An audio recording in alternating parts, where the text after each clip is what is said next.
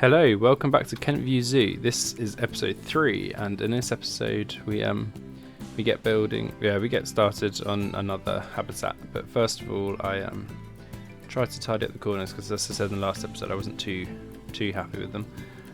I do end up changing them, so ignore what we're doing now. I do change it slightly. I think, actually, I'm not sure. I can't remember now.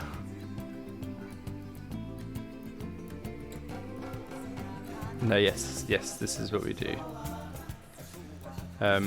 Originally, you'll see, I tried another variation beforehand. Didn't like it, so I cancelled it and started the recording on this bit, so you'll see what I mean when I say we changed it. I went back to where I'd started and changed that bit of it. But yeah, so I'm really enjoying this series, and really good to see how well this episode did. The last episode, the lemur enclosure. I think it's been out for almost a week now, and it's had over 100 views. So really happy with that. It's done really well. But yeah, so I just put these round on, and you might have just seen there. There's sort of semicircle ones that just didn't look too great. So yeah, so that's that done. Now I'm moving the solar panel just so there's a bit of a gap because I want to put a path down there. But again, I'm having these issues with the pathing, so yeah, it's whenever I move the thing to it, I believe, yeah, it's because it's not quite on the line. So that's when I realised that I had the whole thing slightly raised up. So in the end, I decided to just remove it and restart, basically. And yeah, here I am just thinking, and then realising what I've got to do, and then trying to line it up.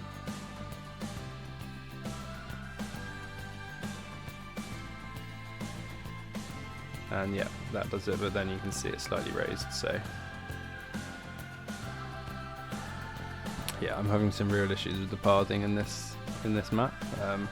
So I think I will at some point start again in terms of the pathing. But yeah, as you see there, just at the beginning of that bit, I lowered it down so that it was to the floor level. So it's touching the ground, because otherwise it's slightly raised. I ended up doing the same here as well. I just grid that bit out a little bit further and then come in there. So yeah, you can see there where it goes down, that bit in the middle there with those lines just there. That's the only issue with it, so it's slightly raised the rest of it. But yeah, the rest of it I now redo and build up, so it should all be, when I've deleted this bit, it's now all the same length, so it just makes things a lot nicer. I tried doing the same thing here, but it didn't like it at all, and yeah, so I just deleted that and then redid it, basically. Trying to get a nice connection, I couldn't, so I just regridded it out and then built that connecting path in. Yeah, it wasn't too great with that, so I'm gonna have to have that little bit there, but I will sort that bit out eventually. But yes, I'm just adding in my keeper's hut, ready for the new enclosure, which is going to be for the anteaters. One of my favourite animals. I just think they're so cool. I went to a zoo near me, and there was an anteater talk, so I went and listened to it, and they're so cool. The one of their main threats in the wild is they're not the most intelligent animal, and one of the biggest threats that they face is actually cars.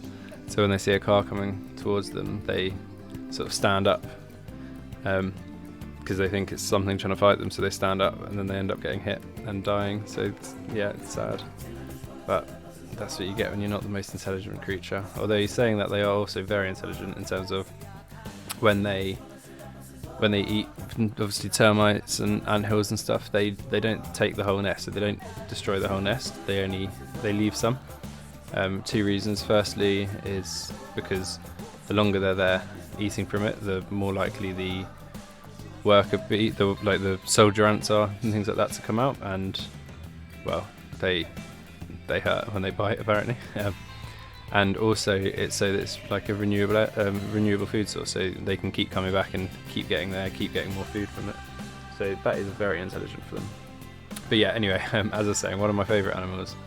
I just think they're so cool. And yeah, I really like how this enclosure turns out in the end. I do want to come back and make a couple of changes from it. I've seen a few other examples, and I think it'd be nice to add a few bits to it. But I am happy with how it's turned out overall. So yeah, I'm just trying to find a roof for it. Because being predominantly from South America, I thought it'd be nice to go with a sort of South American theme, but I really didn't like the sort of the palm tree leaved roof, so I just went for just a simple roof in the end. And then yes, I do change the bamboo. I liked the idea of it, but when I actually did it, I didn't like it. So I went for something which I've seen near where I live, and also the same sort of colour from here. Kind of trying to keep most of it sort of continuous, if that makes sense. But yeah, I just thought it looked really nice.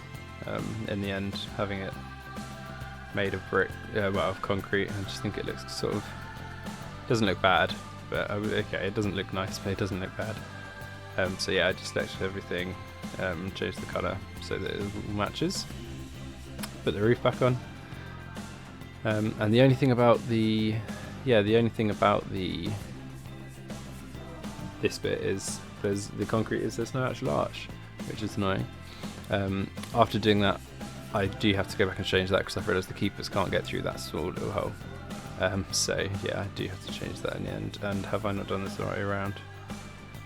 Let's see. No, I put the glass the wrong way around. Oh yes, I've realised. Well, that's good. I had a comment about that in one of my Oceanotopia videos, that I'd made a bit of a mistake with that, got it the wrong way around. So yeah, here I'm trying to make just a little path for it, and it doesn't go too well.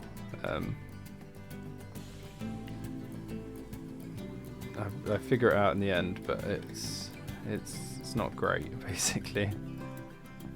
So yeah, I end up sort of just settling with that and bringing that in as close as I can. I have to move it away from there slightly just so it works. But yeah, it just about fits. It doesn't look too bad. I think it looks okay in the end. But yeah, so that's the main sort of bit. Now I imagine we're about to get onto the fencing. As you can see, I think I took a pause here just to have a look at some examples.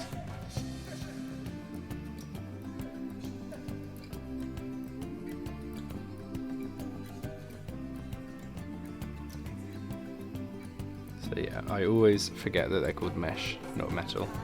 When I'm looking for the fences anyway, but yeah, I just had a look at that to see if I could make anything from it. Didn't think I could in the end, so got rid of that. And then I was just looking at some of the other bits to see what they are. So the anteaters don't need a really high fence, so I do put that down and lower it down slightly, just so that they're not too high. I do really like that brick. I don't use it in the end, but I do really like the bricks. Yes, anyway, while I'm here, I just thought it'd be a good time on Sunday to mention I am going to carry on with this series once a week.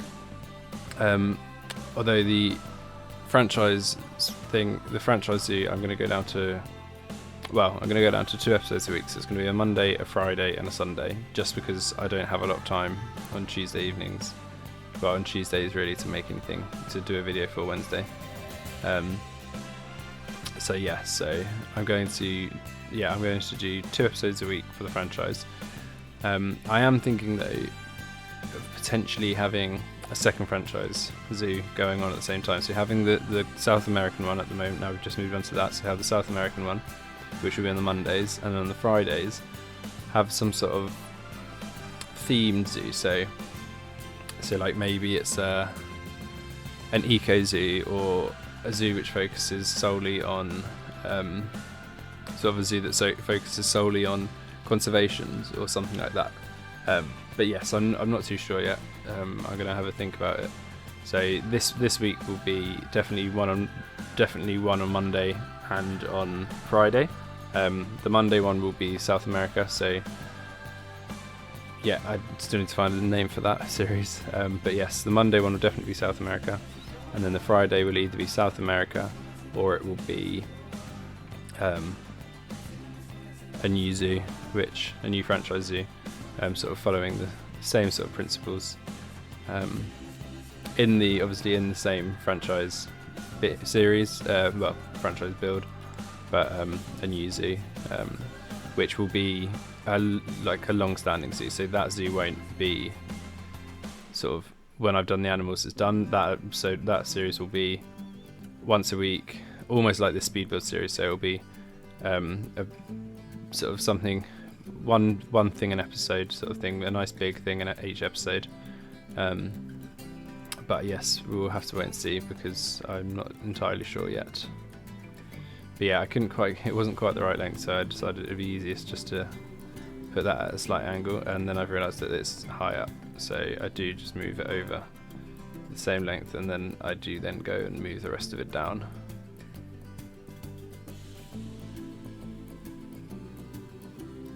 And have to move it over slightly just so that it is connected, which then means changing that one slightly. It's very fiddly, this whole zoo building business. It'd be a lot easier if it was just real fences.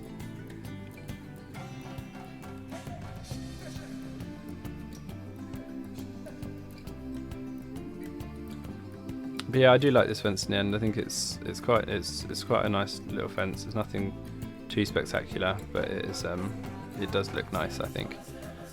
So yeah, so I do that, and then I just move the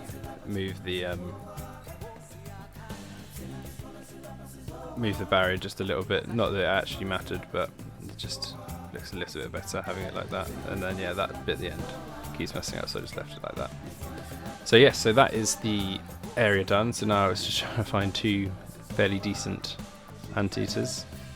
None of them were great, but we got two in anyway. Sent them to the trade centre, to the quarantine, and then brought them over, and that's where I realised that I hadn't finished that bit off. So yeah, I just had to do that bit. You'll see in a second, but I really like what I did with the sort of the termite mound. I think it looks really good. You probably would have already seen it from the thumbnail, but and you'll see it properly in the sort of the talk through slow motion bit at the end of the video. But yes, I do really like it.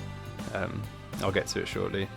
Animals Escape, yes, I had some more issues with the lemurs, so I had spent a little bit of time just doing this. It's these rocks here they kept walking over and jumping out of, so I had to move some of them up across, and then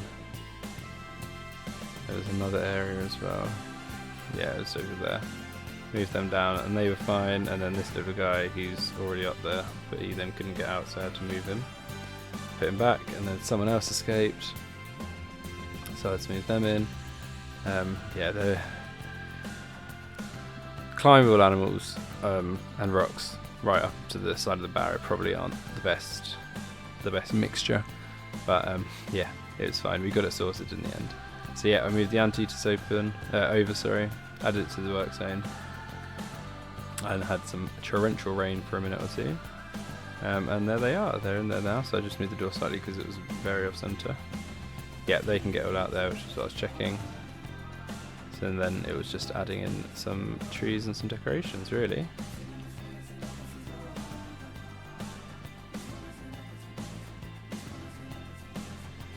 Did a bit of terrain editing as well, just some painting and stuff, just to make it look a little bit nicer. Added a bit of water in just in the corner, and then a couple more trees and some reeds, just to sort of fill that area, because you wouldn't necessarily want to see a solar panel right next to your exhibit. Well, not that they would know what a solar panel is, but you know what I mean. So yeah, put some trees in, and then I don't know what these actually are, but they look a lot like sort of dandelions.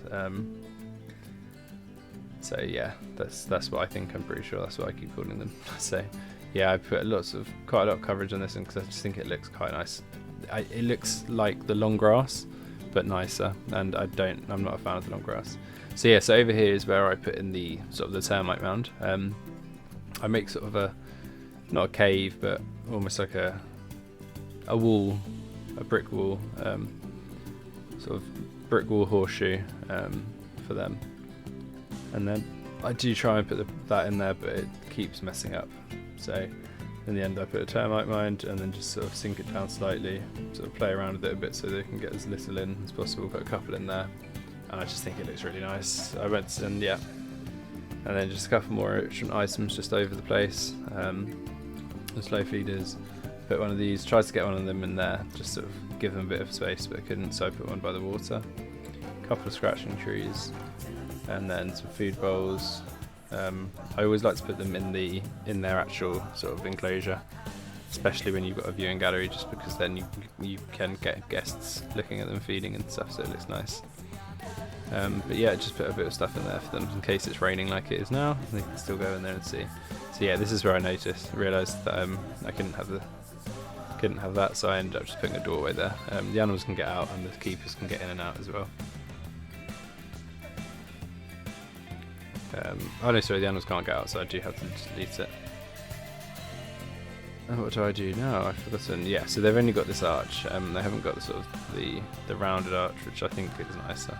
But yeah, so I just do that and put one of them up there. They can get in and out, and then also the keepers can as well. So yeah, I just copy over some of the education bits and bobs, and then realised that one of them is not in power, and I always struggle to get those when they're underneath it, which is really annoying. Yeah, so this one's not got power, and neither's this one, and neither's that one, and neither's that one. I think only the two of them have. But yes, I do add in the generator. Sorry, another solar panel, but just trying to get them all in reach, so I end up putting 2 solar panels in.